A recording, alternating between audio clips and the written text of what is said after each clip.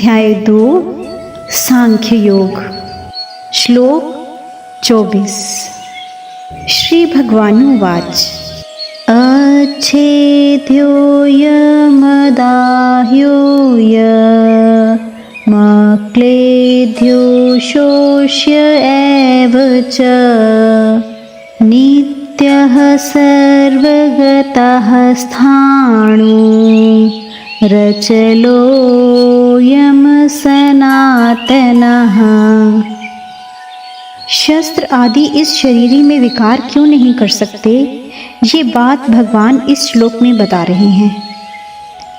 अच्छेद्योऽयम्, शस्त्र इस शरीरी का छेदन नहीं कर सकते।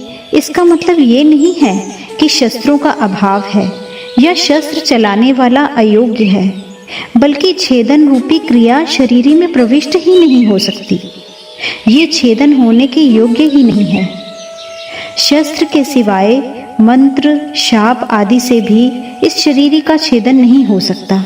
जैसे याज्ञवल्क्य के प्रश्न का उत्तर न दे सकने के कारण उनके शाप से शाकल्य का मस्तक कट कर गिर गया, ऐसा बृहदारण्यक उपनिषद में आया है। इस तरह देह तो मंत्रों से, वाणी से कट सकती है, पर देही सर्वथा अच्छेद्य है। अदाह्योऽयम्, यह शरीरी अदाह्य है क्योंकि इसमें जलने की योग्यता ही नहीं है। अग्नि के सिवाय मंत्र, शाप आदि से भी ये देही जल नहीं सकता। जैसे दमयंती के शाप देने से व्याघ्र बिना अग्नि के जलकर भस्म हो गया, इस तरह अग्नि, शाप आदि से वही जल सकता है जो जलने योग्य होता है। इस देही में तो दहन क्रिया का प्रवेश ही नहीं हो सकता। अक्लेद्यः, ये देही गीला होने योग्य नहीं है, यानी इसमें गीला होने की योग्यता ही नहीं है। जल से और मंत्र, शाप, औषधि आदि से ये गीला नहीं हो सकता। जैसे सुनने में आता है कि माल को श्राक के गाए जाने से पत्थर भी गीला हो जाता है। चंद्रमा को देखने से चंद्रकांत मणि गीली हो जाती है, लेकिन ये देही राग रागनी आदि से गीली होने वाली वस्तु नहीं है। अशोष्यः, ये देही अशोष्य है। वायु से इसका शोषण हो जाए, ये ऐसी वस्तु नहीं है क्योंकि इसमें शोषण क्रिया का प्रवेश ही नहीं होता। वायु से तथा मंत्र, शाप, औषधि आदि से ये देही सूख नहीं सकता। जैसे अगस्त्य ऋषि समुद्र का शोषण कर गए, ऐसे इस देही का कोई अपनी शक्ति से शोषण नहीं कर सकता। एव च, अर्जुन नाश की संभावना को लेकर शोक कर रहे थे, इसलिए शरीरी को अच्छेद्य, अदाह्य, अक्लेद्य और अशोष्य कहकर भगवान एव च पदों से विशेष जोर देकर कहते हैं कि ये शरीरी तो ऐसा ही है, इसमें किसी भी क्रिया का प्रवेश नहीं होता, इसलिए ये शरीरी शोक करने योग्य है ही नहीं। नित्यः, ये देही नित्य निरंतर रहने वाला है। ये किसी काल में नहीं था और किसी काल में नहीं रहेगा, ऐसी बात नहीं है, लेकिन ये सब काल में नित्य निरंतर ज्यों का त्यों रहने वाला है। सर्वगतः, ये देही सब काल में ज्यों का त्यों ही रहता है, तो ये किसी देश में रहता होगा। इसके उत्तर में कहते हैं कि ये देही संपूर्ण व्यक्ति, वस्तु, शरीर आदि में एक रूप से विराजमान है। अचलः, ये सर्वगत है, तो ये कहीं आता जाता भी होगा। इस पर कहते हैं कि ये देही स्थिर स्वभाव वाला है, अर्थात इसमें कभी यहाँ और कभी वहाँ इस प्रकार आने जाने की क्रिया नहीं है। स्थाणुः, ये स्थिर स्वभाव वाला है, कहीं आता जाता नहीं। ये बात ठीक है, पर इसमें कंपन तो होता होगा। जैसे वृक्ष एक जगह ही रहता है, कहीं भी आता जाता नहीं, पर वह एक जगह रहता हुआ ही हिलता है। ऐसे ही इस देही में भी हिलने की क्रिया तो होती होगी, इसके उत्तर में कहते हैं कि ये देही स्थाणु है, यानी इसमें हिलने की क्रिया नहीं है।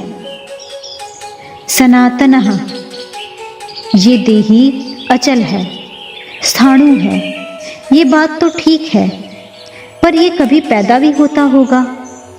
इस पर कहते हैं कि ये सनातन है, अनादि है, सदा से है, ये किसी समय नहीं था, ऐसा संभव ही नहीं है। विशेष बात, ये संसार अनित्य है, एक क्षण भी स्थिर रहने वाला नहीं है, लेकिन जो सदा रहने वाला है, जिसमें कभी किंचित मात्र भी परिवर्तन नहीं होता, उस देही की तरफ लक्ष्य कराने में नित्यः पद का तात्पर्य है।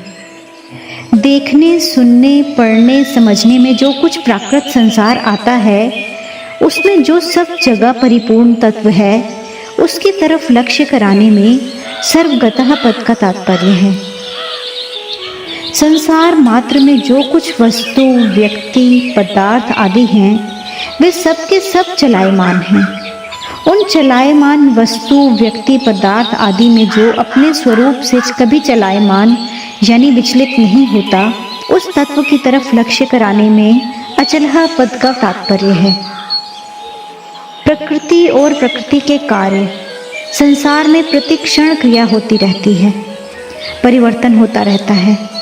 ऐसे परिवर्तनशील संसार में जो क्रिया रहित, परिवर्तन रहित, स्थायी स्वभाव वाला तत्व है, उसकी तरफ लक्ष्य कराने में स्थाणु पद का तात्पर्य है।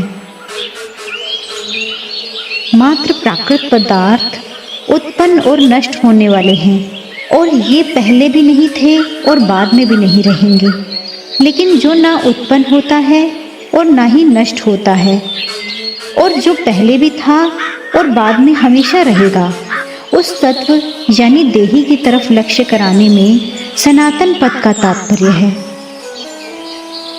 इन पांचों विशेषणों का तात्पर्य है कि शरीर संसार के साथ तादात्म्य होने पर भी और शरीर शरीरी भाव का अलग अलग अनुभव ना होने पर भी शरीरी नित्य निरंतर एक रस, एक रूप रहता है। परिशिष्ट भाव, सर्वगतः, स्वयं देहगत नहीं है बल्कि सर्वगत है। ऐसा अनुभव होना ही जीवन मुक्ति है। जैसे शरीर संसार में बैठा हुआ है, ऐसे हम शरीर में बैठे हुए नहीं हैं। शरीर के साथ हमारा मिलन कभी हुआ ही नहीं, है ही नहीं, होगा ही नहीं, हो सकता ही नहीं। शरीर हमारे से बहुत दूर है, लेकिन कामना, ममता, तादात्म्य के कारण हमें शरीर के साथ एकता प्रतीत होती है। वास्तव में शरीरी को शरीर की जरूरत ही नहीं है, शरीर के बिना भी शरीरी मौजते रहता है। अगर आपको अच्छा लगे तो इस चैनल को सब्सक्राइब करें और बेल आइकॉन पे प्रेस करें